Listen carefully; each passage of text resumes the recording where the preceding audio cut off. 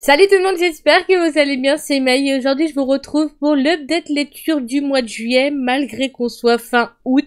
J'avais quand même envie de vous faire la vidéo, au début je me disais que j'allais abandonner et que vous aurez directement l'update lecture du mois d'août, mais j'avais envie de vous parler quand même de mes lectures du mois de juillet, parce qu'il y avait quand même pas mal de lectures, j'avais lu quand même beaucoup de mangas et de romans et un webtoon dont j'ai vraiment envie de vous parler et qui vaut clairement le détour et dont j'ai eu un coup de cœur, coup de cœur du moins, parce que c'était une relecture. Du coup, je me suis dit que c'était important pour moi. Donc oui, c'est un peu perturbant d'avoir l'update lecture du mois de juillet fin août, début septembre, le temps que je monte cette vidéo et que vous l'avez en ligne. Mais j'avais pas envie de vous faire un update lecture de 2 mois complet parce que je me suis dit que ça allait faire beaucoup trop long à regarder. N'hésitez pas en tout cas à me le dire dans les commentaires si la prochaine fois vous préférez que je fasse les 2 mois d'un coup ou au final que je fasse une vidéo par mois. On se retrouve du coup après l'intro et on va parler de tout ce que j'ai lu au mois de juillet. On va commencer par la pile des mangas que j'ai lus pendant le mois de juillet. Donc il y en a 2, 4, 6, 8, 10 mangas. 10 mangas, un webtoon et 7 romans, si je me trompe pas dans les chiffres et dans mon comptage des livres, on va se le dire. On va commencer par le premier que j'ai lu, qui est la suite de Kagurabashi, le tome 3. Toujours aussi bien, plein d'action. On y suit les aventures de Sakura. Non, Chihiro. Waouh, je me suis embrouillée dans son prénom déjà. Les aventures de Chihiro qui va devoir récupérer les sabres que son père a fabriqués, mais ils ont été volés. Son père a été tué. Du coup, Chihiro va décider d'entreprendre la quête de récupérer les sabres parce qu'ils ont été fabriqués par son père. Il va se venger en même temps. Et va rencontrer des camarades au fil de son aventure qui va à qui il va venir en aide. Je sais pas si c'est français ce que je viens de dire, mais en tout cas, on va s'en sortir. Du coup, encore bourré d'action, de péripéties en tout genre. J'aime toujours autant ce manga, franchement. Troisième tome, toujours aussi impressionnant, bourré d'action, bourré de nouveaux personnages et beaucoup d'action en vrai. Ça, c'est ce que j'aime beaucoup dans les mangas et dans les shonen. C'est l'action, le dessin qui est juste impressionnant. Est-ce que je peux vous montrer? Je vais vous montrer juste cette partie-là où il y a pas mal de détails. Le reste, je vous le montre pas parce que ça va vous spoiler directement. Et le but, c'est pas de vous spoiler, c'est de vous laisser découvrir si vous n'avez pas encore lu le troisième tome. Donc j'ai lu ce troisième tome, toujours aussi bourré d'action. Et on a envie de savoir comment va évoluer l'aventure de Chihiro dans ce manga qui est vraiment trop bien. Les dessins me font penser un peu à la patte graphique, pardon, de Masashi Kishimoto, donc le mangaka de Naruto, et aussi de Fear Fault. Je ne sais pas pourquoi, mais je vous laisse découvrir pourquoi. Prochain shonen que j'ai lu, c'est le 27e tome de Jujutsu Kaisen. Alors là, j'ai rien compris encore de nouveau. J'ai compris que la mort d'un des personnages est arrivée. Je suis déçue et triste de ce qui se passe. J'ai envie de voir quand même comment va évoluer et finir le manga parce que on est au 27e tome, ça se finit au 30e tome. Je me dis qu'il reste que 3 tomes, donc autant aller jusqu'au bout du manga et de ne pas arrêter au 27e tome. Je veux savoir comment Yuji va s'en sortir, comment il va entreprendre le bordel qui se passe en tout genre autour de lui, comment il va réussir à battre la menace qu'il y a dans le monde de Jujutsu Kaisen, mais on est encore sur plein d'autres nouveaux personnages qui se battent, donc on est vraiment sur plein de bordel en tout genre qui me perturbe le cerveau, mais là ça va, ce tome-là m'a un peu plus que le précédent, parce qu'il y a beaucoup plus les personnages principaux et d'autres personnages qu'on avait déjà découverts dans ce tome-là. Mais vrai, le précédent m'avait totalement perdu. Alors par contre, j'ai totalement rigolé sur une partie de ce 27e tome qui m'a fait exploser de rire. Donc à voir comment ça va évoluer. Mais j'attends la suite avec impatience. Et enfin de voir la conclusion. Mais il nous reste 3 tomes. Donc on va dire que la fin serait pour 2026 chez nous. Jujutsu Kaisen, lu par le mangaka Gege Akutami, édité par les éditions Kion. Pépite pour le moment. Après, c'est vrai que les précédents tomes m'ont perdue dans le fil de l'histoire. Il y avait beaucoup trop d'explications, beaucoup de termes, pardon, compliqués pour moi. Donc j'avoue que je me suis perdue totalement. Et là, je suis contente de retrouver un peu plus de compréhension dans l'histoire. C'est peut-être moi qui ai un cerveau un peu trop compliqué à comprendre. Ensuite, prochain manga que j'ai lu, c'est le 16e tome de Windbreaker. Alors celui-là, c'est très facile à comprendre. On est sur la menace entre deux clans opposés. Le lycée, j'allais dire de Yue, mais pas du tout. On n'est pas dans My Hero Academia. Le lycée de Furin et les Lions Hunt, qui sont des anciens ennemis du lycée Furin. Sakura va devoir donner le meilleur de lui-même. Dans ce tome-là, encore pas mal de nouveaux personnages qui apparaissent, de nouvelles batailles entre chaque personnage qu'on avait déjà découvert dans les précédents tomes. J'ai beaucoup aimé la façon de se battre de Tsubaki. Je kiffe ce personnage, elle est touchante, impressionnante.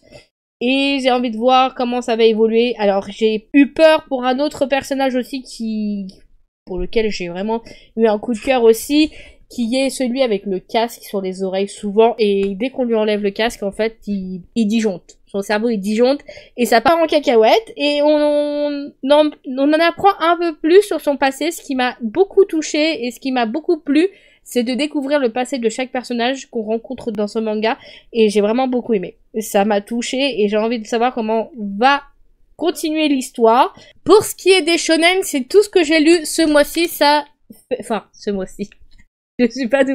Pour le mois de juillet, c'était tout ce que j'avais lu en termes de shonen. J'en ai lu 3. On part maintenant sur que des shoujo. Donc, en termes de shoujo, voilà, je vous laisse imaginer, j'en ai lu quand même 2, 4, 6, 7. 3 de la même série, et les autres, c'est d'autres séries. On va commencer par le premier que j'ai lu, qui est le 12e tome de Icing of Affection de la mangakatsu Morishita et de l'éditeur Akata. Ah là là. Alors, toujours aussi mignons ces deux personnages. On voit une petite évolution dans leur couple. Et je pense que dans le prochain, il va y avoir une bonne évolution encore une fois. J'ai beaucoup aimé aussi le passage où ils sont ensemble au parc d'attractions avec l'ami de elle qui s'appelle Yuki. Et ils sont touchants. On en apprend un peu plus aussi sur les sentiments de Oshi et de leur relation qui va évoluer avec Itsuyomi. Ils vont créer un lien un peu plus fort, malgré que Oshi ne voulait pas être ami avec Itsuyomi vu qu'il était amoureux de Yuki. Mais c'était touchant, j'ai beaucoup apprécié. Ils étaient très mignons. C'est un de mes passages que j'ai vraiment adoré dans ce 12e tome.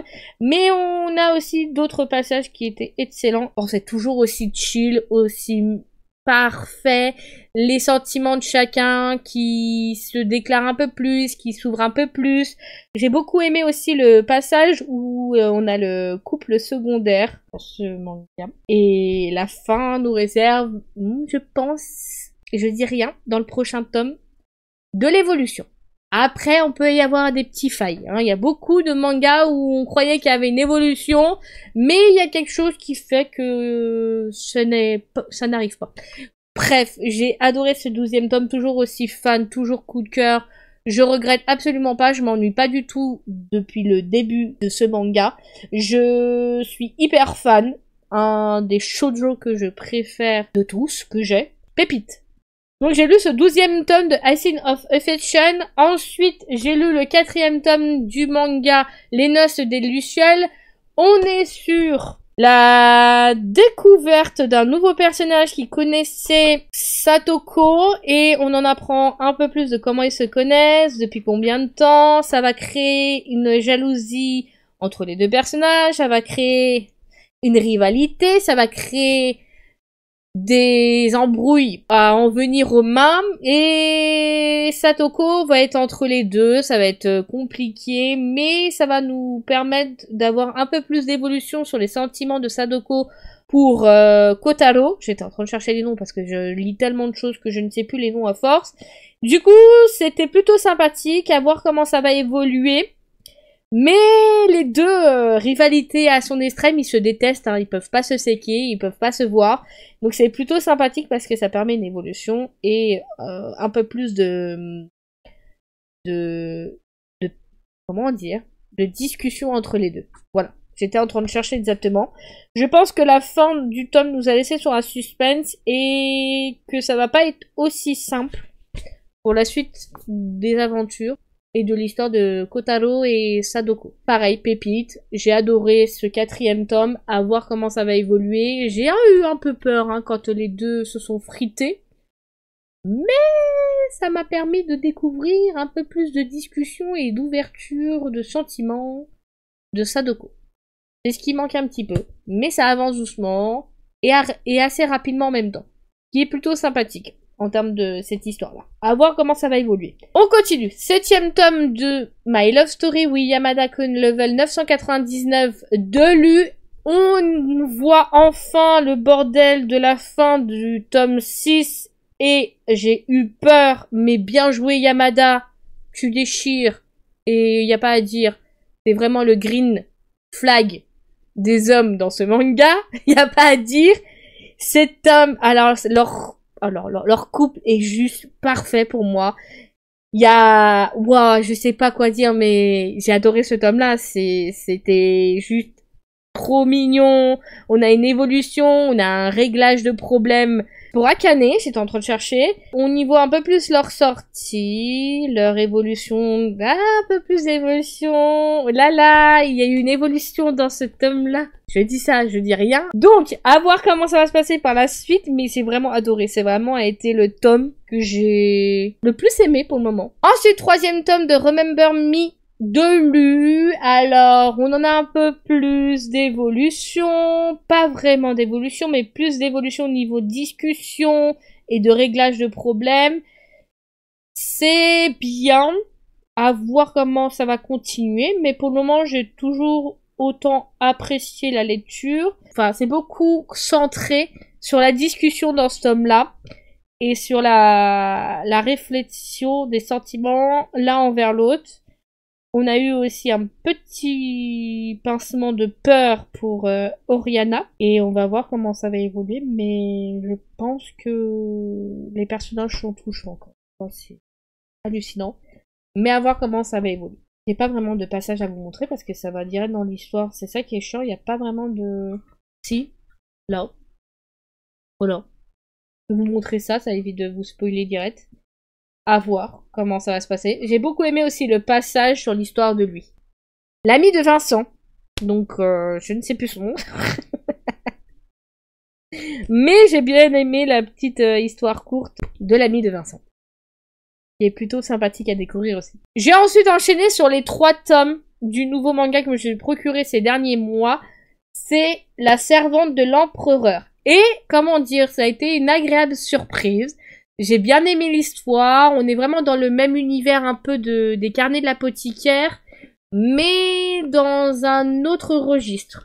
On est dans le même genre, et j'aime beaucoup les histoires qui se passent dans les anciens temps, de plus en plus en ce moment. Donc on y découvre l'histoire de Infa, qui est la fille aînée du clan Ryu, et son père va la forcer à aller se présenter pour un mariage, sauf que le mariage pour lequel il va la présenter, c'est le mariage d'un enfant, clairement, d'un futur empereur, qui est vraiment petit. Et en fait, elle va taper dans l'œil de Soren, qui est régent de l'Empire, et qui va décider de l'employer en tant que, entre parenthèses, babysitter de l'empereur. En gros, elle va s'occuper de l'empereur, goûter à sa place, l'aider à grandir grâce à les conseils qu'elle pourrait donner. Et j'ai trouvé que c'était plutôt sympathique. On n'est pas dans le même registre, comme je vous l'ai dit, des carnets de l'apothicaire, qui est plutôt sympathique, centré sur la confiance, sur l'éducation d'un empereur, qui manque d'une figure maternelle, parce que sa mère a dû partir.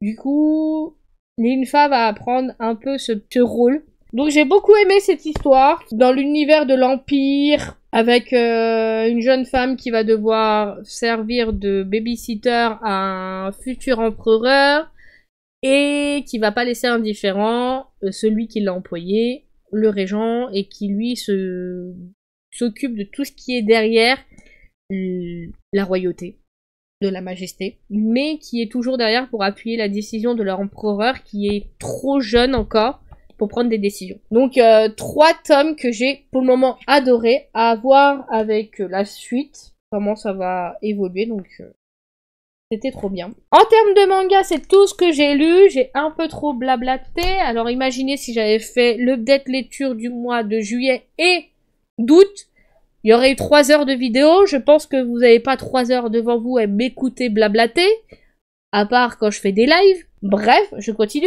On part sur la catégorie du seul webtoon que j'ai lu. Le tome 1 du webtoon pour lequel je devais craquer parce que j'avais lu l'histoire sur internet. Je suis à jour sur l'histoire sur internet. Je voulais absolument la version physique quand j'ai vu l'annonce de la sortie. Je l'ai relu. Je l'ai re-adoré. J'ai re-eu un coup de cœur. Ces personnages sont juste touchants. Ils m'ont plu dès la première page. Je regrette absolument pas. Au cours d'aujourd'hui, même au chapitre où je me suis arrêtée sur internet, je suis toujours aussi fan de l'histoire et j'ai envie de voir comment va évoluer l'histoire de Maximilienne et de Riftan. Mais en tout cas, lui là, ce beauté là, waouh, alors lui, c'est un green flag aussi, bon, je vous le dis. Mais alors lui, c'est une beauté fatale.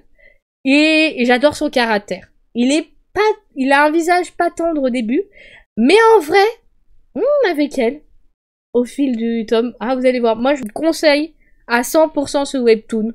Si vous cherchez une romance, après c'est pour public averti quand même, parce qu'on a quand même des scènes de violence, des scènes de sexe, pas non plus explicites, mais on a quand même de la violence, la présence de sang et des sujets qui sont assez durs véhiculés dedans. La maltraitance familiale déjà, ouais. On va se le dire dès le début, on est sur un truc qui rigole pas.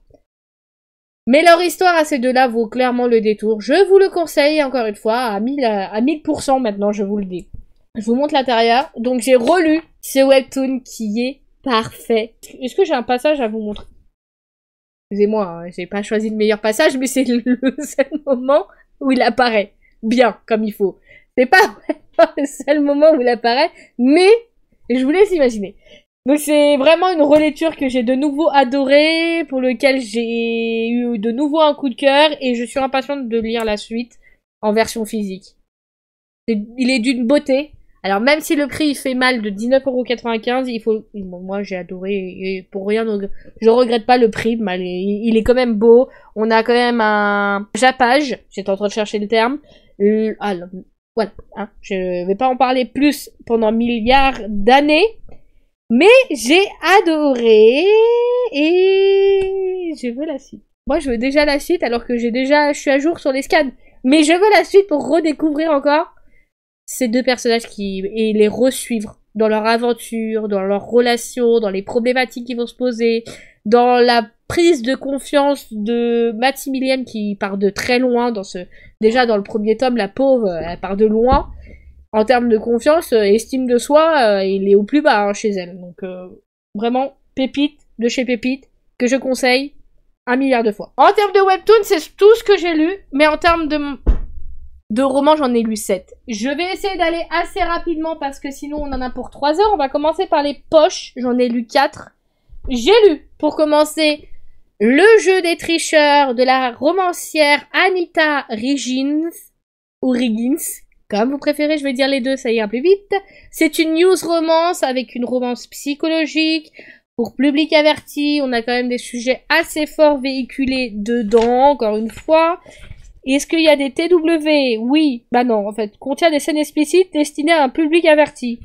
Histoire que j'ai plutôt bien appréciée, qui est une lecture en commun avec ma meilleure amie. Alors attendez que je reprends mon carnet de notes, parce que moi et ma mémoire de titan, ça fait 0. Donc j'avais marqué lecture en commun avec ma meilleure amie, qui nous a pris pas mal de semaines à le lire avec nos vies chargées. C'est totalement ça. Ça a été un bon début avec un Enemies to Lovers dès le début, dont je raffole, et j'adore le caractère de Priam et Belle. Enfin, les deux avaient des caractères assez révoltés. Belle ne se laisse pas marcher sur les pieds, j'ai adoré son caractère. Et Priam, si c'est comme ça qu'on me prononce, lui aussi il a un caractère atypique et qu'il se laisse pas marcher sur les pieds. J'ai adoré, j'ai pleuré, parce que je m'attendais absolument pas au plot twist. J'avoue que ça m'a déclaquée. Je me suis déclaquée. Alors, dès que ça c'est waouh, j'ai fait quoi? J'ai fait non! J'étais aussi anéantie que les personnages dans le roman. Donc ça a été une histoire comme je les aime, malgré que ça a pris un peu de temps à démarrer. Mais c'est dans tous les romans et c'est normal que ça met du temps à démarrer. Donc j'ai lu ce roman que j'ai beaucoup apprécié. Je ne suis pas déçue d'Anita Riggins, ou Regine, pour le moment. Il n'y en a pas un que j'ai détesté. Et je lui ai mis... j'ai pas mis de note en fait. Ah si, un 4 sur 5. Parce qu'il me manquait toujours quelque chose. Moi il me manque toujours quelque chose pour avoir un 5 sur 5. J'arrive à les mettre. Hein. Il y en a un qui est 5 sur 5 dans le lot. Je dis ça, je dis rien. Mais vous allez le découvrir assez rapidement. On continue avec le prochain poche que j'ai lu. Alors là, je suis partie dans le non-romance du tout. Je suis partie dans le trailer. La psy de Freida McFadden. J'en ai entendu parler à la télé. C'est pour ça que avec ma sœur, on est parti au magasin l'après-midi même. N'importe quoi. Mais vraiment, on est des petits jeunes. Ma sœur, elle a pris la prof. Donc le dernier qui est sorti, elle l'a pas encore lu. Et moi, j'ai pris la psy parce que c'est le résumé qui m'a le plus attiré comparé à la prof. Donc il est édité par J'ai lu et ça nous raconte l'histoire de Tricia et Ethan qui vont rechercher la maison de leurs rêves et ils vont tomber sur une maison qui était à une docteure psychologue, sauf qu'elle a disparu mystérieusement et du coup la maison elle est inhabitée. Ils vont se retrouver bloqués dans cette maison, sauf qu'il va se passer des phénomènes très bizarre dans la maison. C'est une histoire qui était plutôt pas mal, avec un début très fort en suspense qui rentre vite dans l'action et dans le vif du sujet. Ça nous laisse des indices pour essayer de voir qui est le suspect, qui fait ses crasses, est-ce qu'il y a vraiment des fantômes ou est-ce que c'est quelqu'un qui fait tout pour faire perdre le couple. J'ai douté sur un des personnages, je me suis dit c'est elle, non c'est lui, non mais... Et au final, pas du tout. Si je suis restée sur le cul parce que je m'y attendais pas du tout sur le personnage. Mais vers la fin, vraiment, je sentais que le personnage avait quelque chose de particulier et un comportement assez suspect. Mais c'est vrai que je suis restée sur le cul parce que les révélations, je m'y attendais pas. Tout a été vraiment fait pour qu'on ne se doute pas dès le début de qui c'est, de l'histoire qui est derrière le personnage, et j'ai halluciné. J'ai vraiment adoré et j'ai pas été déçue du tout. Donc franchement, j'ai bien aimé l'histoire et ça m'a changé des romances. Donc c'était un trailer pur et dur. Moi ça m'a laissé sur le cul, j'étais en mode ah ouais quand même. Ah ouais, elle est forte quand même cette romancière. Je dis ça, je dis rien, j'ai halluciné. Donc j'ai lu La Psy dans ce mois-ci. On continue avec le prochain que j'ai lu qui est Set Fear to the Rain de la romancière Lily BN. Prix mini qui m'avait attiré de 4,99 €. Ça a été une histoire sympathique sur le hockey et le patinage artistique, ce que j'apprécie énormément quand même dans les histoires, mais qui m'a pas plus transporté que ça. J'ai pas été transportée par la relation des personnages, je n'ai pas senti la chimie entre les personnages. Il m'a manqué beaucoup de choses dans l'histoire. J'ai trouvé que certains passages étaient trop longs et s'éternisaient en longueur. Du coup, j'ai passé des passages, je vous l'avouerai. Malgré les personnages étaient touchants et attachants, ça a été agréable à lire, mais ça n'a pas été un coup de cœur et ça a été sans plus. Donc je lui ai mis un 3,5 sur 5. Et l'histoire, ça nous racontait l'histoire de Lily qui va devoir faire une colocation avec l'équipe de hockey du campus. Parce que sinon, elle va vivre dehors. Et Kai, qui est le sportif froid et moqueur et qui est arrogant, que Lily ne supporte pas. Ils vont devoir cohabiter et ça va pas se passer très bien. Et puis au final, il va y avoir des choses qui vont se passer. Mais voilà. Vous savez mon avis sur le roman. Est-ce qu'il y a des TW? Non, il n'y a même pas de TW.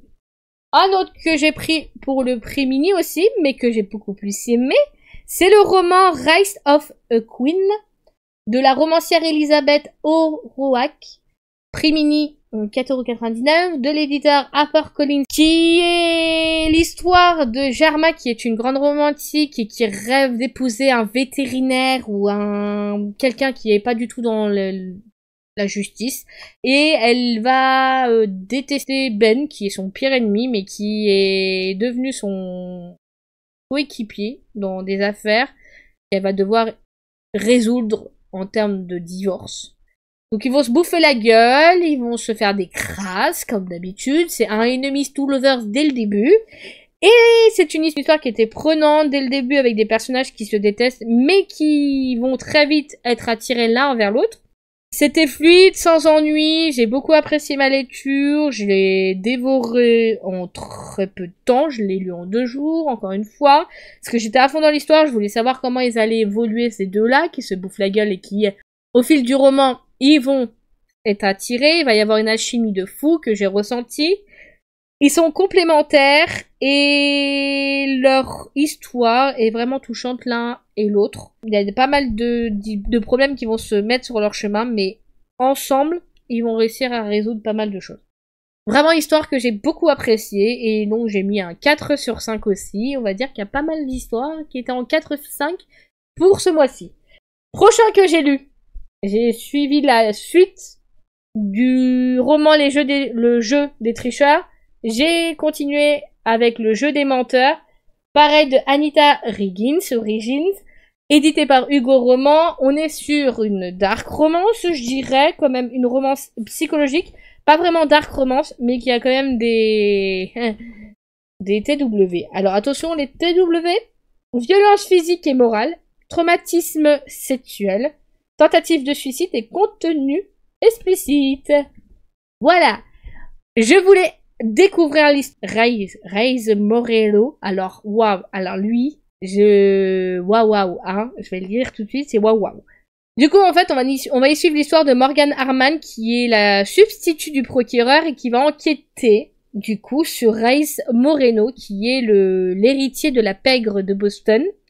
Elle va essayer de tout faire pour le faire tomber, découvrir ce qui cache derrière son identité. Ils vont jouer au jeu du chat et de la souris. Ils vont se chercher mutuellement, ils vont se créer des problèmes, et c'est un bordel, hein, parce qu'au final, Morgane n'est pas que substitut du procureur, elle a un vécu, un passé qui est très difficile aussi qu'elle a vécu, et elle ne se laisse pas marcher sur les pieds, même si Race Morello est très sombre et très dangereux quand il veut. Donc ça a été une histoire qui m'a transportée dès le début, j'ai adoré, j'étais à fond dans l'histoire, j'ai adoré suivre l'histoire de Morgan et Raze, deux personnages qui ont été meurtris par leur passé, et qu'on va sentir tout de suite l'alchimie entre eux. Moi en tout cas je l'ai senti, ça a été sombre, ça a été psychologique, ça a été torturant, ça a été de la tension entre les deux tout le long du roman que j'ai adoré. J'ai pas pu décrocher le roman d'une seule fois, même si j'ai quand même dû dormir. Je l'ai lu en 3 jours, parce que j'ai pris quand même mon temps à le dévorer, et que c'est quand même un pavé de 530 pages. Hein, ça se lit pas en 2 jours non plus. Ça a été, ouais, c'était prenant et j'ai passé une merveilleuse sombre aventure avec des péripéties, de l'action à revendre et qui a été remplie de rebondissements et du coup qui m'a pas ennuyé une seule seconde et que j'adore le genre d'histoire comme ça où je m'ennuie pas et que c'est à fond. Oui, je lui ai mis un 4 sur 5 parce qu'il me manquait encore quelque chose. Ensuite, qu'est-ce que j'ai lu?